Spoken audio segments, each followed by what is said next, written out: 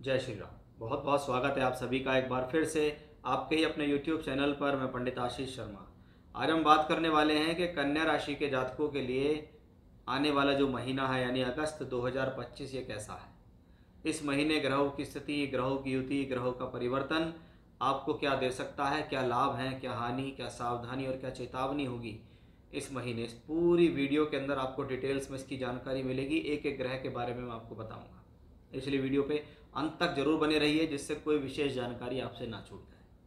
साथ ही साथ पहली बार मेरे चैनल पर आप अगर आए हैं तो वीडियो अगर आपको अच्छा लगता है तो सब्सक्राइब कीजिए, मेरे चैनल को शेयर कीजिए, लाइक कीजिए। कुंडली दिखाना चाहते हैं, कुंडली बनवाना चाहते हैं, कुंडली मिलान कराना चाहते हैं या वर्ग कुंडलियों के द्वारा अध्ययन कराना चाहते हैं तो आप स्क्रीन पर जो नंबर दिया गया उस पर कॉन्टैक्ट कर सकते हैं। ये एक पेड कंसल्टेशन होगा। शुरुआत करते हैं। सबसे पहले मैं हमेशा से देखता हूँ कि भाई हमारी राशि में क्या हो रहा है, कि हमारी राशि के अंदर मंगल विराजमान रहेंगे इस पूरे महीने। और जहां मंगल आपकी राशि में विराजमान है तो आप ये समझिए कि प्लेनेट ऑफ एनर्जी आपके ऊपर बैठी हुई है। और प्लेनेट ऑफ एनर्जी बैठी हुई है तो अच्छी खासी एनर्जी आपको इस दौरान मिलेगी। हिम्मत, साहस और एनर्जी आपके लिए भरपूर है इस प्लेनेट के द्वारा। अब ये प्लेनेट अष्टमेश होकर यहाँ बैठा हुआ है। 8वें घर का स्वामी ग्रह अगर राशि के अंदर बैठे तो राशि को दूषित करता है। इस प्लेनेट का काम भी है अड़चन, दुविधाएं और परेशानी देना। इस प्लेनेट का काम है आपको जल्दबाज बनाना, आपको एग्रेशन देना, आपको क्रोध देना, आपको झंझलाहट देना। और उसके चक्कर में आकर आप अपने जीवन में अपनी प्रॉब्लम्स को स्वयं खड़ी कर रहे हैं। इसलिए इस पूरे महीने इस बात का विशेष ध्यान रखना है कि एनर्जी होना अच्छी बात है, अति साहसी और अति एनर्जेटिक होना गलत है। ओवर कॉन्फिडेंस में आकर अपना लॉस ना करें, ये मंगल की चेतावनी है। इसलिए कन्या राशि या कन्या लगन के जातकों के लिए मंगल अशुभ माना जाता है।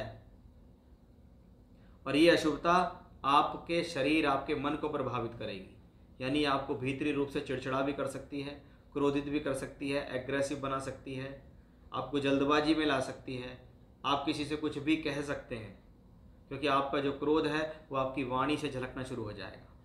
थोड़ा इस बात का विशेष ध्यान रखने की आपको ज़रूरत होगी यहाँ पर, क्योंकि मंगल आपके लिए कोई शुभ प्लैनेट नहीं है। इसलिए इस मंगल का इस्तेमाल तरीके से करें। ये आपको एनर्जी और साहस देता है तो उस एनर्जी और साहस को राइट डायरेक्शन में लगाना आपका काम है। इस बात का आपको ध्यान रखना होगा। अब शनि भी देखिए तो आपसे सप्तम में बैठे हुए हैं। मंगल शनि सप्तम एक दूसरे से समसप्तक है। तो सबसे पहली बात, अपने वैवाहिक संबंधों का ध्यान रखिए, क्योंकि मंगल आपके चौथे घर को भी देखता है, घर के सुख को, और सप्तम भाव को भी देखता है। इसका मतलब है कि मंगल और शनि का एक दूसरे आमने सामने होना आपके और आपके जीवन साथी दोनों के लिए ठीक नहीं है। यानी ये वैवाहिक संबंधों के लिए उचित नहीं है। आपके क्रोध के कारण आपके संबंध खराब हो सकते हैं। इस बात का आपको विशेष ध्यान रखना ही पड़ेगा, क्योंकि मंगल की चौथी दृष्टि और शनि की 10वीं दृष्टि जब चौथे भाव पर हो तो 4th हाउस पीड़ित होता है। 4th हाउस पीड़ित होता है तो माता के स्वास्थ्य को तकलीफ दे सकता है। भूमि, जमीन, जायदाद, प्रॉपर्टी ऐसे में कोई सेल परचेज ना करें तो ठीक है, अदरवाइज कोई प्रॉब्लम, कोई समस्या आपके लिए खड़ी हो सकती है। चौथे घर पर मंगल शनि का जो प्रभाव है वो क्लियरली इस बात को दर्शाता है कि भाई अपने इमोशंस पे काबू रखो, अपने क्रोध पर काबू रखो। आपके स्वभाव की वजह से आपके पारिवारिक संबंध खराब हो सकते हैं, परिवार में कलह हो सकता है। तो इस बात का विशेष ध्यान रखना है।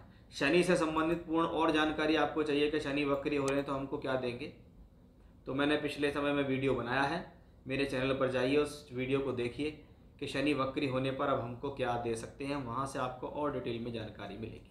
तो ये तो थी इस महीने की सावधानी और चेतावनियाँ। अब बहुत सारी चीज़ इस महीने अच्छी भी हैं, जैसे राशि और कर्म के मालिक ग्रह बुध का 11वें घर में बैठना, यानी ये स्वास्थ्य के लिए ठीक है, आयु के लिए ठीक है, लाभ के लिए ठीक है, सोर्स ऑफ इनकम के लिए ठीक है, कर्म के लिए ठीक है, आपके द्वारा किए गए प्रयासों के लिए उचित है कि हम इस दौरान जो काम करेंगे, प्रयास करेंगे, उसमें हमें सफलता मिल जाएगी। ये कहाँ से दिखाई देता है? इस बुध प्लेनेट की वजह से। 11 अगस्त को ये मार्गी हो जाएगा, यानी सीधी दिशा में चलने शुरू हो जाएंगे। तो 11 अगस्त के बाद की स्थिति आपके लिए और अधिक पॉजिटिव दिखाई देती है। इसके साथ बैठे हुए हैं द्वादशेश सूर्य, 16 अगस्त तक बैठे हैं। अब 12वें घर का मालिक ग्रह अगर 11वें घर में बैठे तो बहुत बार क्या है, इनकम करने के लिए एक्स्ट्रा एफर्ट्स लगाना, लाभ कमाने के लिए अपने आप को खर्च करना या लाभ कमाने के लिए ट्रैवलिंग करना, ये भी यहाँ से देखा जाता है। 16 अगस्त को सूर्य राशि परिवर्तन कर जाएंगे और 12वें घर में अपनी ही राशि में होंगे। उस दौरान वो केतु के साथ होंगे, इसलिए थोड़ा सा अपनी आँखों से संबंधित, त्वचा से संबंधित रोग होने की संभावना है। अगर ऐसा कुछ भी है तो उसे लाइट वे में ना लें और तुरंत डॉक्टर से अपना उपचार कराएं। साथ ही साथ 12वें घर में सूर्य का जाना अपनी ही राशि में आपको दूर स्थान से जुड़कर लाभ के मौके भी दे सकता है। अब आपके कर्म भाव के अंदर अगर हम देखें तो 2 शुभ ग्रह बैठे हुए हैं। सबसे अच्छा ज्योतिष का नियम है कि जिस भाव में शुभ ग्रह बैठ जाएं वो कहीं ना कहीं इस बात की गारंटी तो दे देते हैं कि भाई हम तुम्हारे साथ बुरा नहीं होने देंगे, हम तुम्हारे साथ अशुभ नहीं होने देंगे, ऐसे समझ लीजिए। तो शुक्र ग्रह दशम भाव में है। कौन है शुक्र ग्रह? धनेश है और भाग्येश है, इसलिए ये स्थिति धन के लिए और भाग्य के लिए पॉजिटिव। और कर्म भाव में यानी आपके द्वारा किए गए प्रयास सफल होंगे, आपको धन मिलेगा, भाग्य आपका साथ देगा। इसके साथ गुरु भी बैठे हुए हैं, धन के कारक होके गुरु बैठे हैं। और सबसे अच्छी बात, इस महीने गुरु अपने ही नक्षत्र में आ जाएंगे और आप देखिएगा गुरु अपने नक्षत्र में आकर धन भाव को देखेंगे। धन के स्वामी के साथ बैठे हैं शुक्र के, उसी भाव को देख रहे हैं, यानी ये समय प्रमोशंस का है, तरक्की का है, कार्य क्षेत्र के अंदर आगे बढ़ने का। सैलरी बढ़ गई, प्रमोशन हो गया, अपॉर्चुनिटी मिल गई, नया काम मिल गया, नई नौकरी मिल गई, ये स्थिति आपके लिए पॉजिटिव हो गई। तो ये सब चीज़ें आपको कहाँ से पता लगेंगी? ये आपके इस शुक्र गुरु की बदौलत है। तो बहुत अच्छा कॉम्बिनेशन है। शुक्र 20 अगस्त को राशि परिवर्तन करके लाभ भाव में जाएंगे, इसको भी मैं धन योग की संज्ञा में ही कहूँगा। अब राहु ग्रह आपके बैठे हुए हैं 6ठे घर में और राहु ग्रह शनि के फल दे रहे हैं। और शनि कहाँ बैठे हैं? 7th हाउस में। तो जो स्थितियाँ मैंने आपको बताई कि शनि मंगल आमने सामने होने से क्या कर सकते हैं, क्या नुकसान कर सकते हैं, क्योंकि राहु भी शनि के ही फल देगा।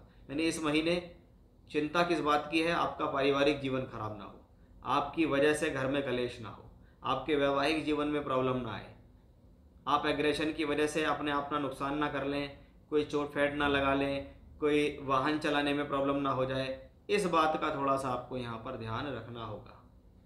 इस पूरे महीने अगर इन बातों को अपने दिमाग में रहेंगे, धैर्यवान रहेंगे, शांत रहेंगे, तो निश्चित आप इन प्रॉब्लम से भी निकल जाएंगे और आपके लिए जो अच्छे प्लैनेट आपको देना चाह रहे हैं उनको भी आप ले पाएंगे।